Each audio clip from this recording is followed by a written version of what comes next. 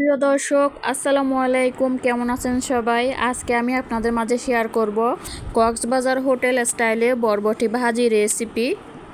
আশা করি আপনাদের এই রেসিপিটি ভালো লাগবে। যদি আমার রেসিপিটি ভালো লেগে থাকে প্লিজ চ্যানেলটি সাবস্ক্রাইব করে পাশে থাকবেন। চলুন তাহলে রেসিপিটি শুরু করা যাক।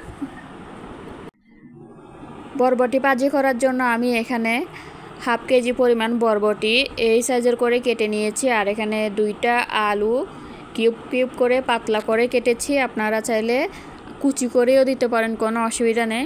তা আমি বরবটিটাকে কেটে ধুয়ে ভালো করে পরিষ্কার করে পানি ঝরিয়ে নিয়েছি।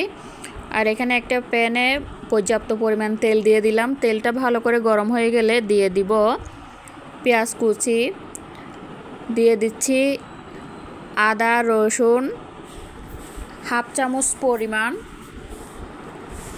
কাঁচামরিচ ফালি করা দিয়ে দিচ্ছি 4 থেকে 5টার মতো, দিয়ে ভালো করে এটাকে ভুনে নিতে হবে।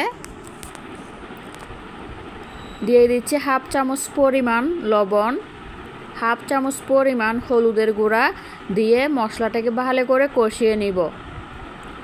মশলাটা ভালো করে কষানো হয়ে গিয়েছে। এবার কেটে ধুয়ে পরিষ্কার করে রাখা বরবটিটাকে দিয়ে দিচ্ছি। বরবটিটাকে দিয়ে ভালো করে আমি মশলার সাথে ভালো করে কষিয়ে নিব। চুলার জাল একদমই হাই করে রাখতে হবে, না হলে বরবটির কালারটা কিন্তু নষ্ট হয়ে যাবে।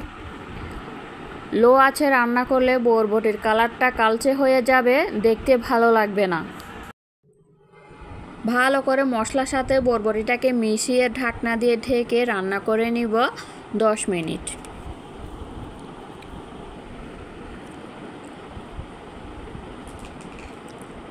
দশ মিনিট পর ঢাকনাটা উঠিয়ে আবারও ভালো করে নেড়ে চেড়ে মিশিয়ে নিচ্ছি। আমি কিন্তু বরবটির মধ্যে একটুও পানি দেইনি, বরবটির থেকে পানি বের হয়েছে, সেই পানি দিয়ে বরবটিটা সেদ্ধ করে নিতে হবে। আমার বরবটিটা একদমই হাফ সিদ্ধ হয়ে গিয়েছে। এই অবস্থায় আমি এখানে একটা টমেটো কুচি করে দিয়ে দিয়েছি। টমেটোটাও আমি আলুর মতো কিউব করে পাতলা করে কেটে নিয়েছি। আপনারা আপনাদের পছন্দ মতো করে কেটে নিতে পারেন টমেটো, কোনো অসুবিধা নেই। আমি ঢাকনা দিয়ে ঢেকে আবারও 5 মিনিট চুলায় বসিয়ে রাখব। 5 মিনিট পর ফিরে এলাম। আবারও একটু ভালো করে মিশিয়ে নিচ্ছি। দেখুন ভাজির কালারটা কিন্তু একটুও নষ্ট হয়নি, একদমই কালারফুল হয়েছে আমার বরবটি ভাজি।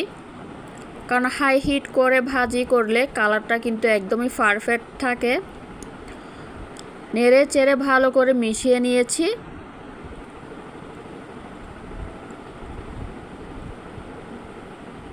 এভাবে আপনারা বাসায় ট্রাই করতে পারেন, আশা করি ভালো লাগবে। আসসালামু আলাইকুম, আল্লাহ হাফেজ।